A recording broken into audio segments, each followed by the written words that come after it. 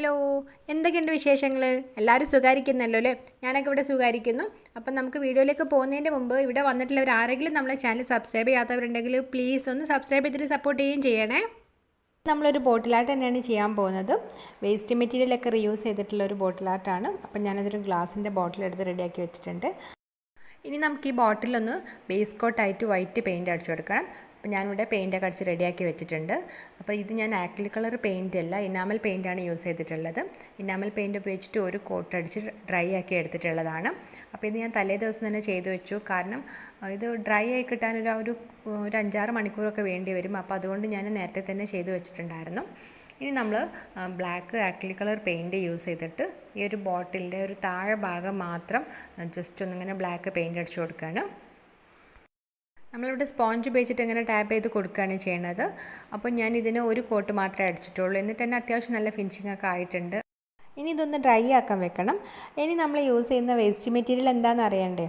ഇത് ഓയിലിൻ്റെ ഒരു കവറാണ്. സൺഫ്ലവർ ഓയിലിൻ്റെ ഒരു 1-2 കവർ എടുത്തിട്ടുണ്ട്. അപ്പോൾ ഇതിൽ നല്ല ഭംഗിയുള്ള സൺഫ്ലവേഴ്സൊക്കെ ഉണ്ട്. അപ്പോൾ നമുക്കതൊന്ന് കട്ട് ചെയ്തിട്ടെടുക്കാം. അപ്പോൾ ഞാനിത് 2 ടൈപ്പ് കമ്പനിയുടെ യൂസ് ചെയ്തിട്ടുണ്ട്. ഏത് വേണമെങ്കിലും നിങ്ങൾക്ക് എടുക്കാം. അപ്പോൾ നിങ്ങൾക്ക് കുറച്ചും കൂടെ കുറച്ചുകൂടെ ആ സൺഫ്ലവറിൻ്റെ ഒക്കെ നല്ല ഭംഗിയായിട്ട് മുഴുവനായിട്ട് ഫുള്ളായിട്ട് കാണുന്നതൊക്കെ ഉണ്ടാവുമല്ലോ. അപ്പോൾ അതൊക്കെ നോക്കിയിട്ട് സെലക്ട് ചെയ്യാൻ നോക്കുക. അങ്ങനെ ഞാൻ 2 പാക്കറ്റിലുള്ള ചെറുതും വലുതുമായിട്ടുള്ള എല്ലാ ഫ്ലവേഴ്സിൻ്റെതും ഇങ്ങനെ കട്ട് ചെയ്തെടുത്തിട്ടുണ്ട്. അപ്പം ചില ഫ്ലവേഴ്സൊക്കെ മുഴുവനായിട്ട് തന്നെ കിട്ടിയിട്ടുണ്ട്. ചിലതിങ്ങനെ പകുതിയാകുമ്പോൾ അവിടെ വേറൊരു പിക്ചേഴ്സൊക്കെ ആയതുകൊണ്ട് ഞാനങ്ങനെ കട്ട് ചെയ്ത് മാറ്റിയിട്ടുണ്ട്. ഈ ഒരു ടൈപ്പ് ഫ്ലവർ ഒരു പാക്കറ്റിൻ്റെ തന്നെ 2 സൈഡിലുള്ളതാണ്. അപ്പോൾ അത് മുഴുവനായിട്ടും ഇല്ലായിരുന്നു. ബാക്കി ഭാഗങ്ങളൊക്കെ ലെറ്റേഴ്സൊക്കെ ആയിരുന്നു. പിന്നെ വേറൊരു പാക്കറ്റിലുള്ളത് മുഴുവനായിട്ട് തന്നെ കിട്ടി. പിന്നെ ഞാൻ ആ പാക്കറ്റിൽ ഓരോ സൈഡിലൊക്കെ ആയിട്ട് കുഞ്ഞു ഫ്ലവേഴ്സൊക്കെ ഉണ്ടാവുമല്ലോ. അപ്പോൾ അതൊക്കെ ഞാൻ കട്ട് ചെയ്തെടുത്തിട്ടുണ്ട്. അപ്പോൾ ഇനി നമുക്കതൊന്ന് സ്റ്റിക്ക് ചെയ്ത് കൊടുക്കണം ഈ ബോട്ടിൽ. അപ്പോൾ അതിന് മുമ്പ് നമ്മൾ ആദ്യം ഒന്ന് വെച്ച് നോക്കുക എവിടെയാണ് നമുക്ക് അത്ര ഒരു ഭംഗി ഉണ്ടാവുക എന്നുള്ളത്. അപ്പം ഞാൻ ആദ്യം ആ ഒരു അധികം പെറ്റൽസ് ഒന്നും ഇല്ലാതെ ഒരുപാട് പെറ്റൽസ് ഇല്ലാത്ത കുറച്ച് ഭാഗം മാത്രമുള്ള ഒരു ഫ്ലവർ ഉണ്ടല്ലോ, അപ്പോൾ ആ ഫ്ലവർ ഒന്നിങ്ങനെ സ്റ്റിക്ക് ചെയ്ത് കൊടുക്കാൻ പോവാണ്. അപ്പോൾ അതിൻ്റെ നടുക്കുള്ള ഭാഗത്ത് ഇങ്ങനെ ആ ഒരു പൂവിൻ്റെ നടുക്കുള്ള ഒരു പൂമ്പൊടിയൊക്കെ ഉണ്ടാവുമല്ലോ, അപ്പോൾ അതൊന്നും ഇല്ല. ബ്ലാങ്ക് ആയിട്ട് ഇരിക്കുന്ന ഒരു ഭാഗമാണ്, ട്രാൻസ്പെറൻ്റ് ആയിട്ടുള്ളതാണ്. അപ്പോൾ ആ ബോട്ടിൽ ആ വൈറ്റ് ഭാഗം കാണുമ്പോൾ നമുക്ക് അത്ര ഒരു ഭംഗി ഉണ്ടാവില്ല. ഞാൻ ആദ്യം വിചാരിച്ച അവിടെ ഇങ്ങനെ കുറച്ച് യെല്ലോ കളർ ഇങ്ങനെ ടച്ച് ചെയ്ത് കൊടുക്കാമെന്നായിരുന്നു. പിന്നെ ഞാൻ ചെയ്തത് പെറ്റൽസ് ഒന്നും മുഴുവനായിട്ടില്ലാത്തൊരു ഫ്ലവറിൻ്റെ നടുക്കുള്ള ഭാഗം മാത്രം ഒന്നിങ്ങനെ കട്ട് ചെയ്തെടുത്തിട്ട് അപ്പോൾ അതൊന്ന് വെച്ച് നോക്കിയപ്പോൾ നല്ല കറക്റ്റായിട്ട് അതിൽ തന്നെ പാകമായിട്ട് നിൽക്കും.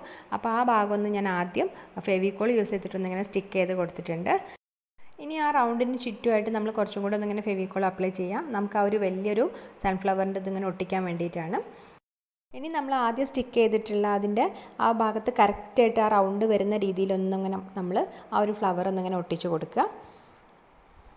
അപ്പം ഞാൻ ആദ്യം ആ ഒരു കവറിൻ്റെ പുറത്ത് ഇങ്ങനെ കുറച്ച് നമ്മൾ ഫെവിക്കോൾ ആയിട്ടുണ്ടായിരുന്നില്ല, അപ്പോൾ അതൊക്കെ ഒന്ന് തുടച്ച് മാറ്റിയിട്ട് ഒട്ടിച്ചപ്പം കറക്റ്റായിട്ട് നമുക്ക് ആ ഒരു ഫ്ലവറിൻ്റെ തന്നെ നടുക്കുള്ള ഭാഗമാണെന്നേ തോന്നുള്ളൂ. ആ രീതിയിലൊന്നിങ്ങനെ ക്ലിയർ ആയിട്ട് ഒട്ടിച്ച് കഴിഞ്ഞിട്ടുണ്ട്.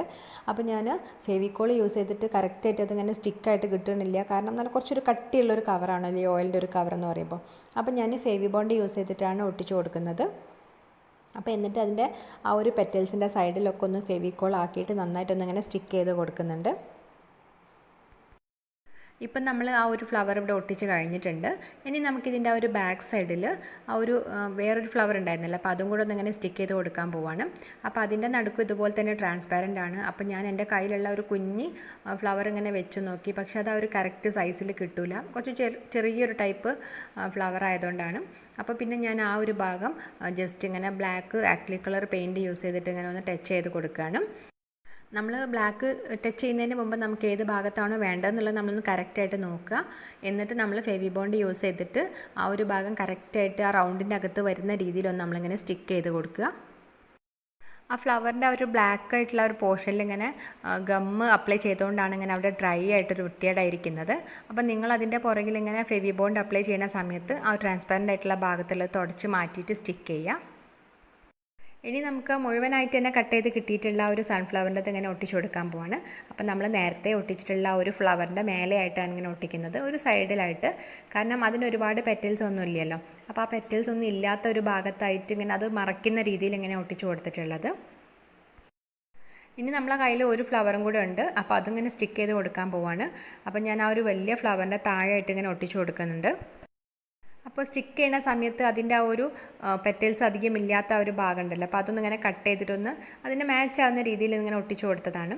അപ്പോൾ നിങ്ങൾ ഇങ്ങനെ ചെയ്യണമെന്നൊന്നുമില്ല, കാരണം നിങ്ങളെ കയ്യിൽ നല്ല കട്ട് ചെയ്തിട്ടില്ലാത്ത നല്ല ഫുള്ളായിട്ടുള്ള ഫ്ലവേഴ്സ് ഉള്ള തന്നെ കിട്ടുകയാണെങ്കിൽ അപ്പോൾ നിങ്ങൾക്ക് അങ്ങനെ തന്നെ ഒന്ന് ഒട്ടിച്ചു കൊടുത്താൽ മതി. ഇതിപ്പം ഒരുപാടൊന്നും എൻ്റെ കയ്യിൽ ഇങ്ങനെ സൺഫ്ലവറിൻ്റെ മുഴുവനായിട്ടുള്ളതില്ലായിരുന്നു. കുറേ പെറ്റൽസൊക്കെ കുറവുള്ളതും കുറേ കട്ട് ചെയ്തിട്ടുള്ള ഭാഗമാണല്ലോ ഉള്ളത്. അതുകൊണ്ടാണ് ഞാൻ ഇങ്ങനെയൊക്കെ ഒന്നിങ്ങനെ അഡ്ജസ്റ്റ് ചെയ്തിട്ടൊക്കെ ഇങ്ങനെ ഒട്ടിച്ചു കൊടുക്കുന്നത്. നമ്മളെല്ലാ ഫ്ലവേഴ്സും ഇവിടെ സ്റ്റിക്ക് ചെയ്ത് റെഡിയാക്കി എടുത്തിട്ടുണ്ട്. ഇനി നമുക്ക് ഈ ഒരു ബോട്ടിലേക്ക് 1-2 ലീവ്സും കൂടെ കിട്ടിയാൽ കുറച്ചുകൂടി ഒരു ഭംഗി ഉണ്ടാവുമായിരുന്നു. അപ്പം ഞാൻ അതിന് എൻ്റെ കയ്യിലുള്ള സോപ്പിൻ്റെ കവർ എടുത്തിട്ടുണ്ട്, ലീവ്സിൻ്റെ ഡിസൈനുള്ള. എന്നിട്ട് അതിങ്ങനെ കട്ട് ചെയ്തിട്ടൊന്നും ഇങ്ങനെ വെച്ച് നോക്കണം. പക്ഷേ അത് തീരെ മാച്ചിങ് ആയിട്ട് തോന്നുന്നില്ല, കാരണം കുറച്ച് തിന്നായിട്ടുള്ളൊരു ലീവ്സായിരുന്നു എൻ്റെ കയ്യിലുണ്ടായിരുന്നത്. ഈ ഒരു സൺഫ്ലവറിനെന്ന് പറയുമ്പോൾ നല്ലൊരു പരന്നിട്ടുള്ളൊരു ടൈപ്പ് ലീഫാണല്ലോ, അപ്പോൾ അത് തീരെ മാച്ച് ആവാത്തതുകൊണ്ട് ഞാനത് ഒഴിവാക്കി.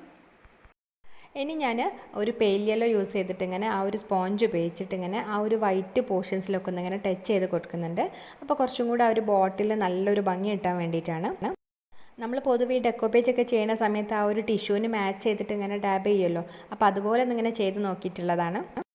പിന്നെ ഞാൻ കുറച്ചും കൂടി ഒരു ഭംഗി ആയിക്കോട്ടെ എന്ന് വിചാരിച്ചിട്ട് ലൈറ്റ് ഗ്രീന് യൂസ് ചെയ്തിട്ട് 1-2 ലീവ്സ് ഇങ്ങനെ വരച്ച് നോക്കിയിട്ടുണ്ടായിരുന്നു. പക്ഷേ എനിക്കെന്തോ അത്ര ഒരു ഭംഗിയായിട്ട് തോന്നിയില്ല. പിന്നെ ഞാൻ കൂടുതലൊന്നും വരച്ചിട്ടില്ല. അങ്ങനെ നമ്മൾ വേസ്റ്റ് മെറ്റീരിയൽ മാത്രം യൂസ് ചെയ്തിട്ടുള്ള ഒരു ബോട്ടിൽ ഇവിടെ റെഡി ആയിട്ടുണ്ട്. നല്ല ഭംഗിയുണ്ട് കാണാൻ, ആ ഒരു കളർ കോമ്പിനേഷനൊക്കെ ആയിട്ട് നല്ല രസമുണ്ട്. നമ്മൾ സാധാരണ ഈ ഡെക്കോപ്പേജ് ടിഷ്യൂലൊക്കെ കാണുന്ന ആ ഒരു ഡിസൈനൊക്കെയാണല്ലോ ഇത്. അപ്പോൾ അതുപോലുള്ളൊരു ബോട്ടിലായിട്ട് തന്നെയാണ് എനിക്ക് തോന്നുന്നത്. ഡെക്കോപ്പേജ് ടിഷ്യൂ എന്ന് പറയുമ്പോൾ നല്ല റേറ്റ് ഉണ്ടല്ലോ, അപ്പോൾ അതൊന്നും നമുക്ക് ഒറ്റ ചിലവും ഇല്ലാതെ നമ്മൾ വേസ്റ്റ് ആക്കി കളയുന്ന ആ ഒരു കവർ മാത്രം യൂസ് ചെയ്തിട്ട് ചെയ്തിട്ടുള്ള ബോട്ടിൽ എല്ലാവർക്കും ഇഷ്ടപ്പെട്ടിട്ടുണ്ടാവുമെന്ന് വിചാരിക്കുന്നു. കവറായതുകൊണ്ട് നല്ലൊരു ഗ്ലൈസിങ് ഉണ്ട്. നമ്മൾ പൊതുവേ ഈ ടിഷ്യൂ ഒക്കെ ഒട്ടിച്ചിട്ട് അതിൻ്റെ മേലെ വാർണിഷ് അടിച്ച പോലെ ഉണ്ട് കണ്ടിട്ട്, ആ ഒരു ഗ്ലൈസിങ് ഒക്കെ കണ്ടിട്ട്.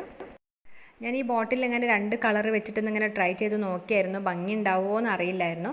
പക്ഷേ എനിക്കിപ്പോൾ നല്ല ഒരു ഭംഗിയായിട്ട് തോന്നുന്നുണ്ട്, കാരണം ആ ഒരു കളർ കോമ്പിനേഷനൊക്കെ നല്ല രസമായിട്ട് തോന്നുന്നുണ്ട്. നിങ്ങൾക്ക് അപ്പോൾ ഈ ഒരു ബ്ലാക്കും വൈറ്റും കൂടെ ഇഷ്ടമായിട്ടില്ല എന്നുണ്ടെങ്കിൽ ഫുള്ള് ബ്ലാക്ക് തന്നെ ബേസ് കോട്ടായിട്ട് അടിച്ചിട്ട് ഇങ്ങനെ സ്റ്റിക്ക് ചെയ്ത് കൊടുത്താൽ നല്ല ഭംഗി ഉണ്ടാവും. പിന്നെ സൺഫ്ലവർ ഓയിലിൻ്റെ കവർ ഒരുപാടൊന്നും കിട്ടിയിട്ടില്ല, 1-2 കവറോ ഉള്ളെങ്കിൽ അത് മാത്രം സ്റ്റിക്ക് ചെയ്ത് കൊടുത്താലും നല്ല രസമുണ്ടാവും.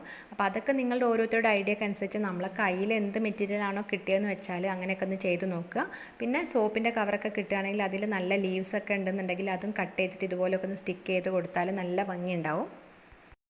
പിന്നെ ബോട്ടിലിൽ ഈ നടുക്ക് വെച്ചിട്ട് സ്റ്റിക്ക് ചെയ്യാതെ താഴെ നിന്ന് ഇങ്ങനെ മേലോട്ട് മാത്രം സ്റ്റിക്ക് ചെയ്തിട്ട് അങ്ങനെ വേണമെങ്കിൽ സ്റ്റിക്ക് ചെയ്യാം. അപ്പോൾ അതൊക്കെ ഓരോരുത്തരുടെ ഐഡിയക്ക് അനുസരിച്ച് ഇങ്ങനെ ചെയ്തെടുത്താൽ മതി വിചാരിക്കുന്നു. അപ്പോൾ അഭിപ്രായങ്ങളൊക്കെ ഒന്ന് എല്ലാവരും ഒന്ന് കമൻറ്റ് ചെയ്യണം കേട്ടോ.